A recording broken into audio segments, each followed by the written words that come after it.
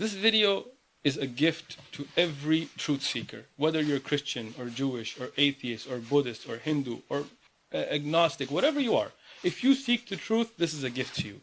I want you to know that the Quran are the words of Allah subhanahu wa ta'ala, and don't take your understanding of the Quran from Fox News or from Trump or anybody else who's trying to tell you how to think. You're an intelligent person. You know right from wrong. So get a Quran for yourself and read it. Get a Muslim and ask him about his religion of Islam. If you want to know about Christianity, ask a Christian. If you want to know about Islam, ask a Muslim. Don't depend on pundits that are going to try to tell you how to think. Because they're tricking you. They're fooling you. They're duping you. How? They're cutting verses in half. They're misquoting the Quran. And I'm going to give you an example. They tell you the Quran tells you prepare for war and get ready to attack and put fear in the enemy. But they don't tell you that these verses are being revealed at times of war. And they don't tell you what is the next verse. Like in Surah Anfal, it is the 8th chapter in the Quran. In the 60th ayah, when it tells you about war, what they hide from you is the 61st ayah. The 61st verse, what does it tell you? It tells you, and if they incline towards peace, then incline towards peace.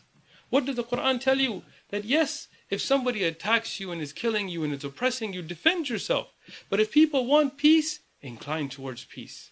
Those people that are telling you that this is not the way, they're hiding it. Look it up yourself. The Quran, chapter number 8, verse number 61. What does it tell you?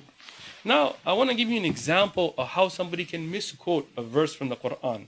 Whether they are extremists, terrorists trying to justify their crimes, or they are right-wing extremists, Tea Partiers trying to justify Islamophobia. They try to mix up the Quran by taking verses out of context, by taking verses, cutting them in half, not reading what is before it or after it. Don't let them do that to you. Because if we do that, we can do that with the Bible. What does the Bible tell us? And I'm not even talking about the Old Testament. Let's talk about the New Testament. If we look at Luke, chapter number 19, verse number 27, it says that Jesus said, "But bring here those enemies of mine who did not want me to reign over them and slay them before me." These are supposedly the words of Jesus in the Bible. Now, if you take these verses out of context, can you not support massacres like the Spanish Inquisition, like the killing of people in the Holy Lands by the Crusaders? Has this not been done? Does this still not go on in right-wing extremist groups that go and kill people while having their own Bible studies, by having their own churches? Doesn't the KKK burn a cross on your lawn? Don't they have crosses on their uniforms? So if you want to misquote any religious text, you can.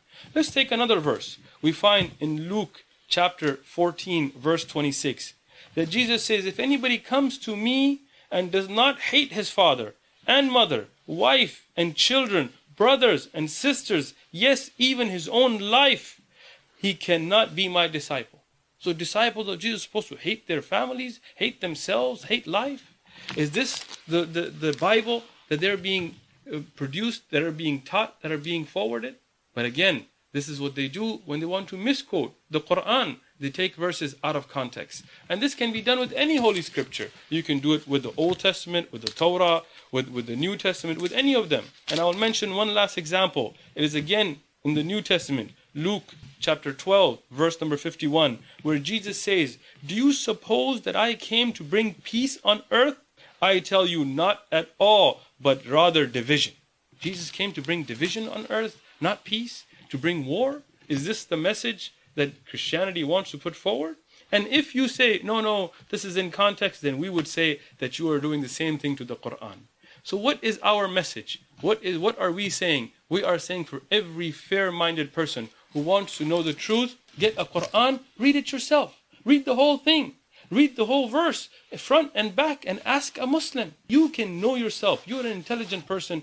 Don't let a pundit tell you how to think. Read for yourself. Ask a Muslim for yourself. Go to a mosque and see Muslims and talk to them and see for yourself what is the truth about Islam. Don't let anybody fool you and destroy your hereafter. This is something very important that you should think about. Thank you very much.